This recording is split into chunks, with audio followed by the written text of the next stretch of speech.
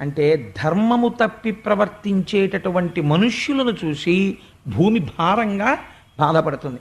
అందుకని సృష్టి చేసిన బ్రహ్మగారిని అడిగింది, వీళ్ళందరినీ సృష్టి చేసిన వాడు ఆయనే కదా, ఇంతమంది అధర్మాత్ములు ఇవాళ భూమి మీద తిరుగుతున్నారు, ఎలా నాకు భారం తగ్గడం అని అడిగింది.